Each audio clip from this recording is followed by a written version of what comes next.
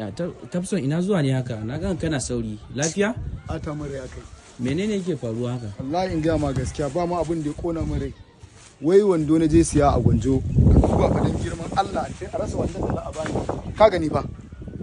Dan Allah dubu wannan dan wandon wai wannan wandon. Sawa ta uku. Wallahi mai da hizan kayan hizan mai. Sawa uku maka mai mar? Ah. To ya za ya bani wannan ka gani fa? Yanzu duk wanda yake son sa wando ka gani na a wadace. Amma ya zo ya tahi ya bani ka gani fa? Allah zuwa zan mai da kayan sai ban kuɗi na. Ya ba kuɗi kuma ka san?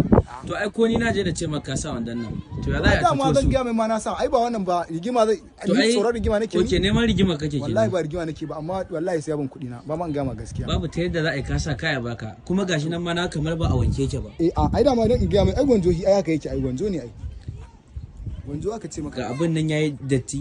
Kana magana kuma za ka kai mana haka. Gwanjo bane to. To a dama neman rigima ka fito kamar yadda ka fara. Ba nake ne wani kaga wannan ya kamata Haidar ka sa magana kai ma ka sa baki ka raka ni dan Allah. Ni ba inda zan je.